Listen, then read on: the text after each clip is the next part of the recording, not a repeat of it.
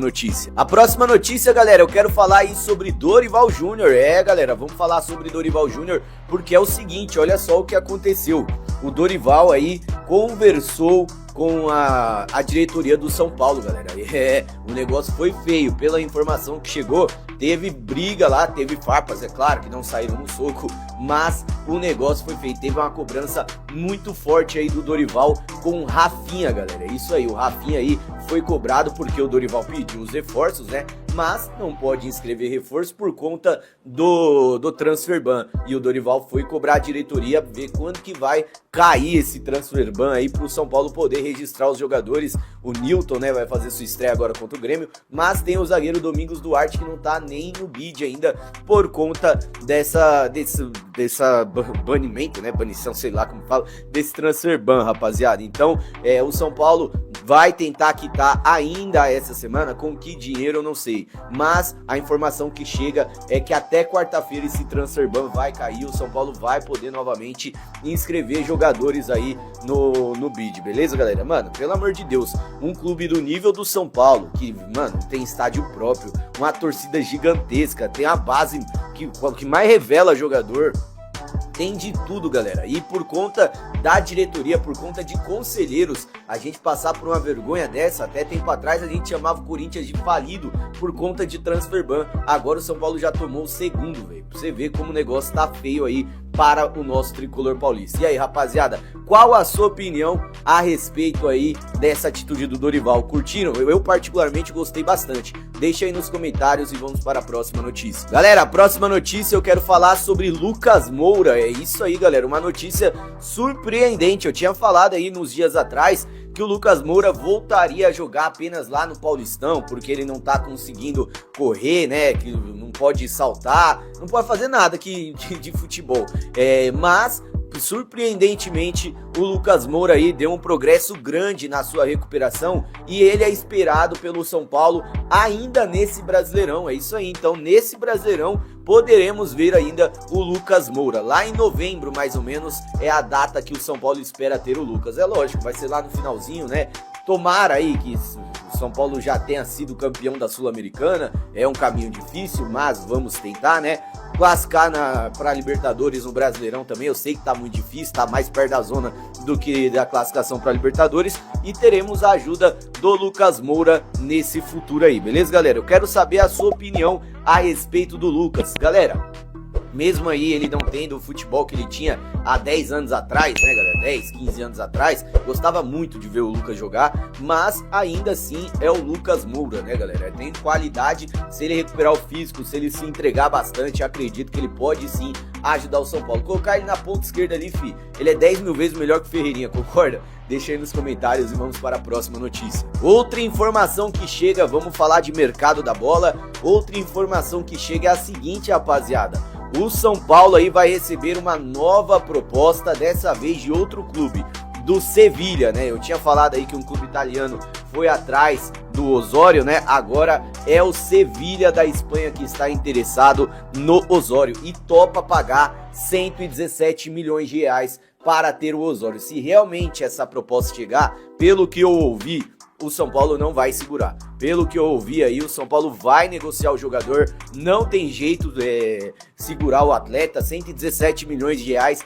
ajudaria demais os cofres do São Paulo. O São Paulo poderia pagar dívida, poderia aí investir em outro jogador, mas o Dorival já avisou que não é para vender o Osório. Eu já falei para vocês aqui o que o Dorival quer fazer com o Osório, né? Fazer a mesma coisa que ele fez com o Beraldo. O Beraldo jogava muito, o Alan Franco ficou no banco pro Beraldo. Falando em Alan Franco, hein? O Alan Franco tá curtindo comentários aí falando mal do Dorival. Mas na época não tinha como, o Beraldo era muito melhor do que o Alan Franco, tanto que ele foi para o PSG. E agora o Alan Franco não ia jogar também, porque tem o Osório, tem o Sabino também. O Osório tá jogando muita bola, velho. Então o São Paulo vai receber essa proposta, 117 milhões. Sabe que o Dorival quer que ele permaneça, mas 117 milhões de reais é muita grana. Então, chegando o documento, chegando a proposta na mesa do São Paulo, 117 milhões de reais, esquece, beleza, galera? O São Paulo vai vender o jogador. E aí, qual a sua opinião a respeito do Osório?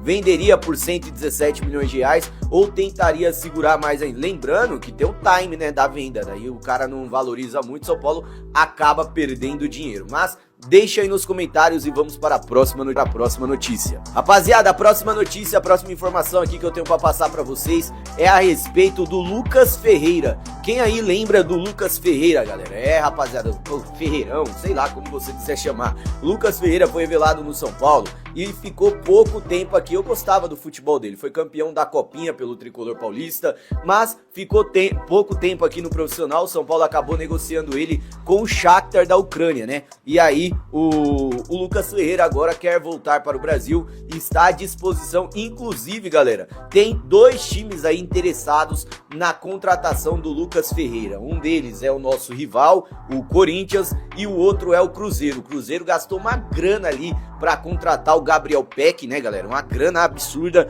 E aí o Gabriel Peck se lesiona logo no primeiro jogo, né? No primeiro jogo oficial lá, que o jogador do Internacional deu uma entrada criminosa, vai perder o resto da temporada. E aí o Cruzeiro tá no mercado atrás do Lucas Ferreira, que tá disponível para empréstimo. O São Paulo poderia ir atrás do Lucas Ferreira, concorda comigo ou não? Lembrando, o Arthur, não sabemos ainda se o Arthur vai ficar no São Paulo. O Lucas Ferreira joga na mesma posição que o Arthur, porém o Arthur é emprestado, né, galera? E outra coisa, mano, o Arthur ficar jogando todo jogo, vai acabar se lesionando. Não temos outro jogador para a função que ele faz no elenco. Mas e aí, você iria atrás ali para conseguir pelo menos o empréstimo do Lucas Ferreira? Deixa aí nos comentários e vamos para a próxima notícia. E para finalizar, galera, já peço o seu like novamente aí, deixa o like, compartilha o vídeo, método de like aí, 500 likes, vamos para cima, rapaziada. Para finalizar, eu quero falar sobre Raheem Sterling. Quem lembra aí do Sterling? Galera, ele está sendo oferecido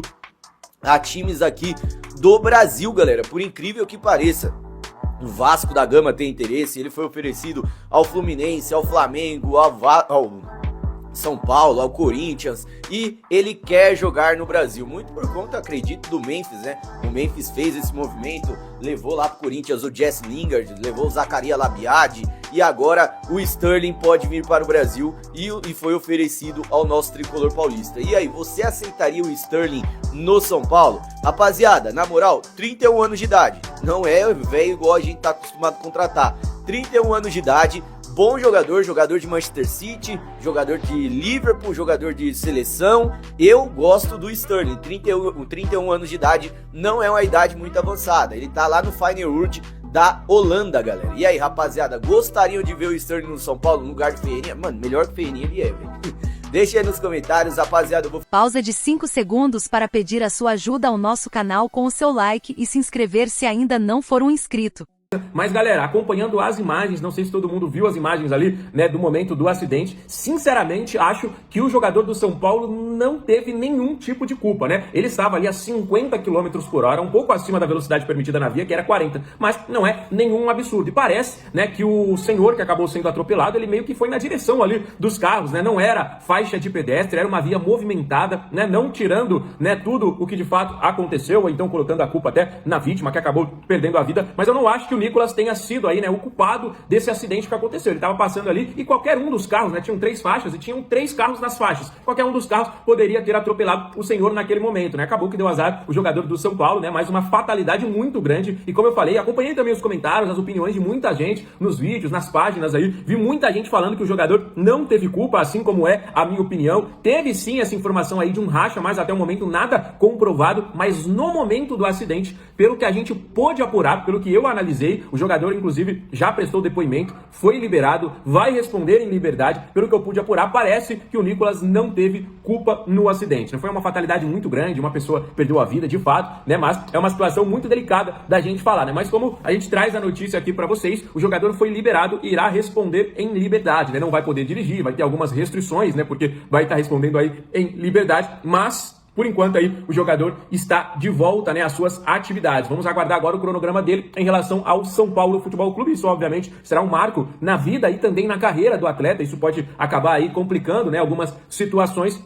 Mas agora vamos aguardar aí qual será o parecer da justiça. Enquanto isso, como eu falei para vocês, o jogador responde em liberdade, beleza? Vamos para outras informações agora. A gente vai falar sobre um pedido de exclusão de Harry Macias do quadro associativo do São Paulo. O gestor aí, né, que é o atual presidente, após a saída do Júlio Casares desde o mês de janeiro, mais ou menos ali na metade do mês de janeiro, vem com algumas decisões equivocadas, algumas situações muito complicadas em relação aí ao que o São Paulo está passando ultimamente, e um grupo pediu a exclusão de Harry Macias do quadro associativo do São Paulo. Vale destacar que o Harry é presidente pelo menos até dezembro e vai concorrer à reeleição, né? Ele é um dos candidatos à presidência do São Paulo para os 3 próximos anos, a partir de 2027, e aí sim, 2027, 28 e 29, sem contar que ele fica até dezembro deste ano. Estamos aí iniciando o mês de agosto, então Harry Macias tem mais alguns meses aí à frente da presidência do São Paulo, caso não aconteça nenhum tipo de situação de impeachment, de exclusão ou de outros fatores aí que podem culminar na saída do atual presidente do São Paulo. Mas esse pedido foi protocolado e eu quero saber a opinião de vocês. O que vocês acharam aí desta situação? O Harry deve continuar, deve sair? O que você está achando sobre toda essa situação dos bastidores aí do São Paulo Futebol Clube? E agora, rapaziada, teve um nome que foi oferecido ao Tricolor nesta semana que confesso que me pegou bastante de surpresa, e a carreira desse jogador ela teve um declínio muito grande. Surgiu como uma das maiores promessas do futebol inglês, disputou a Copa do Mundo, jogou nas maiores equipes por lá, no Liverpool, no Manchester City principalmente, mas vem caindo cada vez mais de rendimento. Tá com 31 anos, prestes a completar 32, na última temporada defendeu as cores do Feyenoord, se envolveu também num acidente, acabou sendo preso, agora está livre no mercado, foi oferecido a 2 equipes do futebol brasileiro, São Paulo e Vasco da Gama. Estamos falando de Raheem Sterling, aquele mesmo, vai falar aquele Sterling que jogou no City, jogou na Inglaterra, esse mesmo, rapaziada, tá com 31 anos de idade aí, prestes a fazer 32, jogador com experiência de Copa do Mundo, mas sinceramente não dá pra saber o que aconteceu com a carreira desse cara. Quem viu esse cara jogando, jogava demais, era um dos melhores atacantes do futebol mundial, sem sombra de dúvida, e a gente imaginava um futuro diferente para a carreira dele, como está acontecendo agora, confesso para vocês, né? Então, por mais que eu tenha visto esse cara no mais alto nível possível, tanto com o Liverpool, tanto na Inglaterra, tanto no Manchester City, hoje eu não acho que seja assim uma contratação tão vantajosa para o São Paulo. Por quê? Chegaria um jogador de quase 32 anos, recebendo um salário que poderia ser considerado alto, e o futebol, o desempenho dele já não é mais tão bom assim, né? Só para efeito aqui de comparação, na última temporada ele teve 8 jogos com a equipe do Feyenoord, da Holanda, e teve apenas uma assistência, não foi nem um gol, né? Uma participação em gol. Então, aquele Sterling, eu acho que ele acabou ficando aí no passado, não acho que seria uma contratação tão positiva assim para o São Paulo, né? A gente sempre fala, esse jogador pode ser bom, esse jogador não, esse jogador assim, esse jogador assado, mas o Sterling, pelo histórico recente do atleta, acredito que não seja assim tão positivo a contratação dele neste momento. Vale destacar que é um jogador de velocidade, um jogador de drible, né? E um jogador que não vem apresentando isso, pelo menos nessas últimas temporadas. O que será que aconteceu com o Raheem Sterling? Deixem aí nos comentários. Não sei se vocês acompanharam, né, na última segunda-feira, uma matéria escrita, não vi se o SBT não acompanha, perdão, e também não chegou até mim um vídeo, algo nesse sentido, mas o SBT News, né, que é o site, fez uma matéria sobre o presidente Macias, de que várias de suas empresas, juntando as suas empresas, elas estão devendo 28 milhões em impostos, né? E que, enfim, a defesa do Macias alegou que isso é de prática, que está tudo em dia, porque pegaram apenas o valor total da dívida, mas ela foi acordada, ela foi parcelada. E, enfim, e até fui conversar com pessoas da matéria em si, outras pessoas que são ali da parte, que conhecem um pouco mais da questão tributária, que puderam vasculhar ali e viram que realmente não é uma dívida, mas é uma dívida que foi acordada e parcelada. Então, não é que ele está inadimplente, que ele está sendo negligente nesse quesito. Foi uma dívida, até do que a gente pôde ouvir da defesa. Foi muito numa questão na pandemia, que na pandemia realmente os negócios do Macias deram uma desestabilizada e aí priorizaram outros pagamentos do que as questões tributárias. Isso foi virando uma bola de neve, e aí até conversando com uma pessoa do meio assim financeiro, de que as empresas até adotam essa questão. Vamos deixar a questão tributária, vamos deixar sem pagar um tempo, para a gente organizar aqui algumas questões, e aí lá na frente a gente faz um acordo. Isso acontece muito em empresas no Brasil, e não é só o Macias. Mas eu só trouxe o contexto da matéria, só para vocês entenderem qual foi o intuito da matéria, né? Então, basicamente, foi uma matéria para trazer o lado fora São Paulo, eu não diria vida pessoal, né? Mas é uma vida profissional que se diz respeito à parte somente do Macias e que, em tese, não tem nada a ver com o São Paulo. Eu sei que alguns podem falar, se ele preside as empresas dele, ele pode fazer a mesma coisa no São Paulo, isso dá atestado de incompetência. Tudo bem, é a sua opinião, tá tudo certo. Eu estou trazendo apenas um teor informativo aqui, sem juízo de valor. Então, teve essa questão, e aí a gente vai pegar, a gente já explicou um pouquinho da matéria, explicou a defesa, explicou ali o que trouxe a matéria, e aí a gente vai conversar com algumas pessoas do conselho, né? Para a gente entender situação, oposição, para a gente entender como é que essa matéria caiu lá dentro. Primeiro, não foi um alvoroço tão grande, tá? Não foi algo muito forte. E até conversando com pessoas da situação, óbvio, algumas minimizaram o fato e outras falaram que é apenas uma jogada política, uma jogada suja política. E outras pessoas até da oposição, eles acreditam, e aí você para duas partes. A primeira parte, de alguns conselheiros, diz, tá vendo? É alguém que não tem mais a competência possível para estar presidindo um clube. O reflexo da vida de empresarial da pessoa reflete na vida no clube. Alguma opinião de algumas pessoas. Mas até outras pessoas, e a grande maioria das pessoas com que eu conversei, entendeu que foi uma jogada política ruim, que foi uma sujeira. Eles acreditam que essa informação veio de dentro para fora. Não foi o SBT que absolutamente do nada foi vasculhar e foi trazer essa matéria. Inclusive na questão lá do Dedé, por exemplo, vocês vão lembrar que o SBT teve um áudio do Dedé.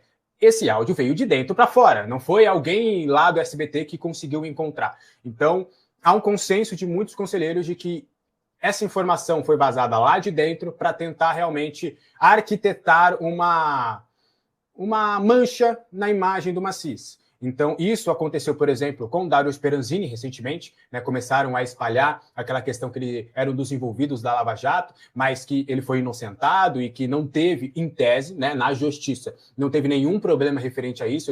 Foi resolvido essa questão a ele, mas, obviamente, quando a gente fala, é o Dario, aquele lá da Lava Jato, todo mundo já começa, corrupto, bandido, não sei o quê, já começa a espalhar sem se aprofundar realmente no que é de fato, né? A gente tem as teorias da conspiração. A gente precisa trabalhar também os fatos, o que aconteceu. Então, o Dario não tem nenhum problema referente a isso.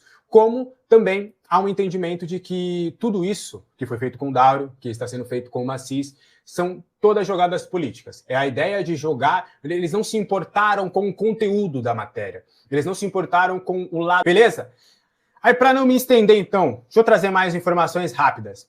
O Transferban São Paulo pretende cair na próxima quinta-feira com ele, tá? Então, a expectativa é do São Paulo conseguir tudo até quinta-feira, paga o Transferban na quinta. E na sexta, consiga registrar os atletas, consiga registrar Iago e Domingos Duarte para que os dois estejam ao menos no banco contra o Grêmio. E aí, na sexta, além de correr para o registro, também conseguir uma graninha para pagar os dois atrasados, né? O do dia 30 anterior e o do dia 30 de julho agora, a parcela daquele acordo e pagar também o dia 5, quinto dia útil do mês do São Paulo. Então, essa é a expectativa. Hoje eles colocaram meio que esse deadline, se a gente pode colocar, esse limite para que o São Paulo possa derrubar esse transfer no máximo até a próxima quinta-feira, tá? Vamos trazer mais assuntos. Vou falar sobre o Matias Vargas, cara. É um nome que conheço, aliás, que pouco conheço, né? Mas muita gente mesmo tem mandado um monte de posts para mim falando, é verdade, tá vendo e tudo, que muitas pessoas falando realmente sobre que ele tenha sido oferecido para alguns clubes brasileiros e até algumas pessoas falando que ele teria sido oferecido ao São Paulo. E aí a gente vai vasculhar e a gente conseguiu até conversar com as pessoas que trabalham com o atleta. Para quem não conhece, ele estava no Al-Fateh dos Emirados, né?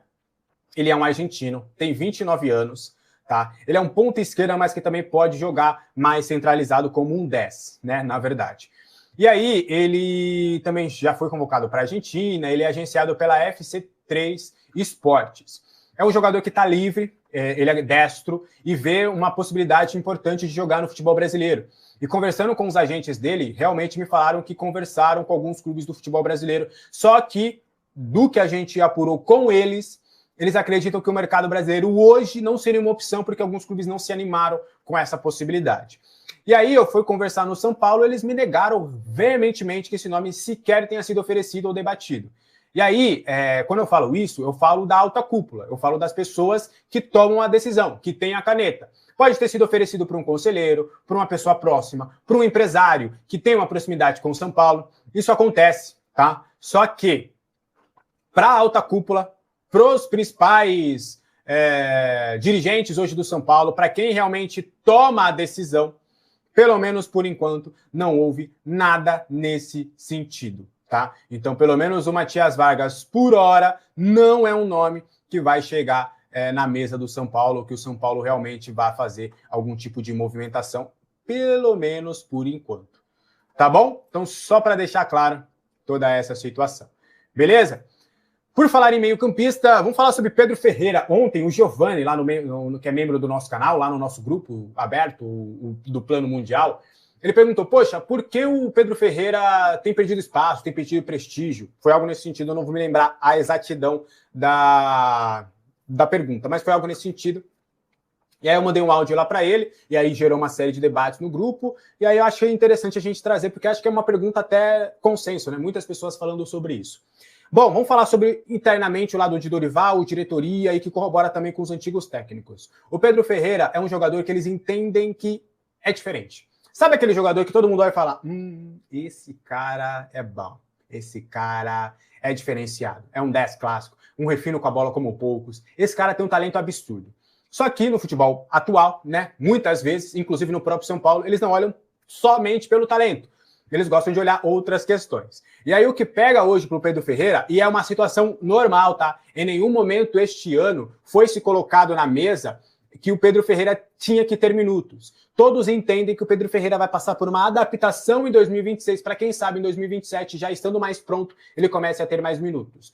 A ideia é, além da parte física, né, desenvolvimento, massa muscular, é um jogador que também é mais baixo, então você precisa ter um trabalho mais específico a ponto de ganhar massa muscular, mas não a ponto de ficar parrudo, fortão lá e perder realmente uma mobilidade também referente a isso. Então, todo um trabalho físico adaptativo, até por ser um jogador que está em desenvolvimento. E ali, alinhado a isso, também tem uma questão, o principal que me passaram em questões de jogo, é uma tomada de decisão. O Pedro Ferreira, apesar de ter muito refino com a bola, ele ainda precisa entender no profissional, porque é um ritmo diferente, o momento de tomar decisões. Quais seriam essas decisões? Me deram exemplos. Poxa, ó, Pedro Ferreira, estou com a bola. Qual que é o momento do jogo? Eu acelero essa bola ou eu dou um passo para o lado e controlo mais o jogo? Então, por exemplo, é algo que o Marcos Antônio tem para pegar jogadores com características semelhantes. O momento de acelerar o jogo e o momento de desacelerar. O momento de encontrar o melhor passe ou não encontrar o melhor passe. Segurar mais o jogo, forçar um pouquinho o jogo e não. Então, o Pedro Ferreira, ele tem demonstrado ainda uma certa, eu não diria dificuldade, porque é algo progressivo, é algo que ele vai aprender, que é realmente tomadas de decisões, posicionamentos, fugir realmente do embate mais físico com alguns atletas. Porque, por exemplo, vocês veem o Marcos Antônio. Marcos Antônio é alguém que foge do contato físico. É alguém que, mesmo assim, mesmo fugindo do contato físico, é alguém que consegue dominar o meio-campo. E o Pedro Ferreira, como ele era na base, mesmo ele sendo mais franzino, ele conseguia ali, em certo momento, combater fisicamente com alguns. Mas no profissional é diferente. Então, ele tentar sempre flutuar pelo campo, tentar fugir dessa marcação mais forte, porque são atletas mais fortes. Só que tudo ainda está dentro de um planejamento que eles acreditam que é natural, que é normal e que realmente iria acontecer. Então, só para vocês entenderem um pouquinho dessa situação do Pedro Ferreira, tá? Aí, só para fechar, duas informações rápidas. O Matheus Belém está treinando normalmente, seu futuro segue indefinido. Ele foi lá para o Cabalá do Azerbaijão, não deu certo, voltou. Conversei com algumas pessoas do São Paulo, ele não tem agentes, né? Mas o São Paulo tem trabalhado com alguns agentes para tentar encontrar um novo destino e eles têm encontrado algumas dificuldades. Tem alguns clubes, né, de mercados alternativos e também do futebol brasileiro de olho na situação do Matheus Belém, só que eles ainda estão trabalhando em algumas situações. O Matheus Belém está treinando normalmente, né, em horários alternativos lá no clube, buscando se condicionar fisicamente, mas é um jogador que está fora dos planos, tem contrato até dezembro e até agora não há uma resolução sobre o seu caso. O Rian Francisco voltou, né, ao radar ali de todo mundo da comissão técnica, da diretoria, alguém que tem trabalhado muito internamente, e aí aproveitando, né, que ele fez os 2 gols e foi destaque ali no jogo treino, e a gente foi conversar com algumas pessoas, ele tem evoluído bem, cara. Ele tem evoluído bem. A expectativa é de ele começar aos poucos, ter mais espaço, mais minutos, ser relacionado para um ou outro jogo e começar. Eles querem muito, e eles entendem que é uma etapa importante para o Rian Francisco, não só no jogo treino, mas que esses 2 gols no jogo treino, onde ele foi protagonista, possa impulsionar isso para que ele tenha confiança e voltar a marcar gols no sub-20. Voltar a fazer gol no sub-20. Né, porque ele vai ser esse jogador que vai treinar no profissional e vai voltar alguns jogos para jogar no sub-20. Que aí eles entendem que clinicamente ele está bem, que talvez falte ao Rian algo de confiança. E eles entendem que talvez esse jogo treino tenha sido essa virada de chave para o Rian. Porque o Rian tinha voltado para a base, estava enfrentando dificuldade de fazer gol, o que é natural, ele veio de uma lesão grave. Só que aí a expectativa é justamente dele voltar pro sub-20, por exemplo, pô, marcou 2 gols no sub-20. Aí foi pro treino, pô, marcou gol. Jogo treino, gol. Aí entra num jogo, pô, entrou bem, gol. E começar a voltar aquela confiança, porque o Rian Francisco, o que sempre se destacou dele, por exemplo, foi uma das coisas que eu soube, por exemplo, do Alan Barcelos, é que o Rian, ele tinha uma mente, e tem uma mente de vencedora, de mentalidade de que ele vai fazer, que ele vai marcar, que ele vai ser o cara que vai marcar, que era um diferencial dele na base. Ele é um cara ele era famosamente de titânio, né? Que era o cara que falava, cara, eu vou fazer o gol, e fazia o gol. E sempre foi protagonista na base, porque ele sempre tinha essa confiança. E algumas pessoas internamente entendem que ele tá com essa confiança, mas peronomútil, que ainda tá receoso, que ainda tá um pouquinho, o que é natural, porque ele passou por uma lesão muito grave, gente. E num momento de desenvolvimento, que é mais grave ainda, né? Uma coisa é o Caleri, por exemplo, ter esse tipo de lesão. Mas o Rian, que estava num desenvolvimento físico, muscular, isso acaba pesando um pouco também. Então, a expectativa é dessa evolução do Rian aos poucos, dessa retomada de confiança, para ele começar a, de fato, ser alguém com mais espaço. Beleza? Agora quero saber de vocês os comentários, já terminamos. Continuamos aqui então. Vamos lá, dia D para pagar o transfer ban, galera. O São Paulo pretende, galera, pagar esse transfer ban, segundo o Alexander Vieira, né, segundo aí o setorista, até a quinta-feira, até depois de amanhã, o São Paulo deve já receber essa grana, onde o São Paulo vai pagar essas dívidas, como a gente já falado mais cedo. Mas além disso, o São Paulo também quer anunciar aí também a renovação do Caleri. E aí que exige uma atenção também, logicamente, né, uma atenção maior do São Paulo, para que o São Paulo não corra o risco, galera, certo? Dos jogadores não ficarem sem jogar, no caso aí do próprio zagueiro Domingos Duarte e lateral esquerdo também, Iago. E falando de lateral esquerdo, tá? Onde a gente está falando dessa parte aí do São Paulo ter mais um, né? Com esse problema agora com o Nicolas, o São Paulo talvez vá subir um garoto da base, porque eu não acho que o Nicolas vai ter condições, sabe, de já jogar nesse momento. E como as notícias saem, talvez vão acontecer pré-julgamentos, né, ainda. Então, assim, o São Paulo ter um cuidado com o garoto. Então, a lateral esquerda, o São Paulo vai ter que rever também essa situação, falando de campo, tá, galera? Agora, olha isso aqui. O São Paulo pretende, então, até o final dessa semana, e passa muito rápido, né? O São Paulo quer e tem que fazer, inclusive, se livrar desse transfer ban para registrar o Domingos Duarte, o lateral esquerdo aí também, o Iago, que veio do Bahia também por empréstimo.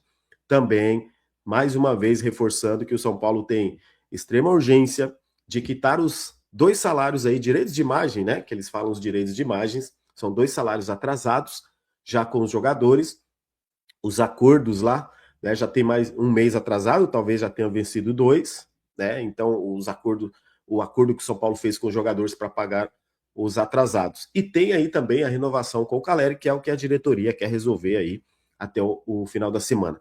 E se fala que o São Paulo conseguiu a antecipação com patrocinador, que pode ser a Superbet ou também a Live Nation. Tudo bem, é uma grana que vai resolver no momento. Mas é aquilo que eu sempre tô batendo na tecla aqui, galera, eu vou continuar batendo nessa tecla, que é a irresponsabilidade. Você vai antecipar mais receita. E ano que vem, o que o próximo presidente vai ter para antecipar? Vai ser complicado, né? Vai ter que sair vendendo cotia a rodo. Talvez os caras vão ter que fazer isso, senão como que vai fazer para pagar as contas? Tá ficando complicado.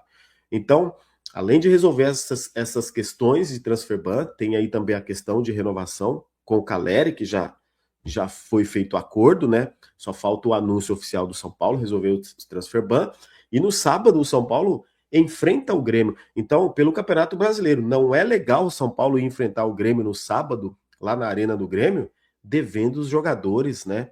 E ainda não tendo, por exemplo, condições de regularizar a situação dos 2 jogadores que estão aguardando aí para eles serem inscritos, né?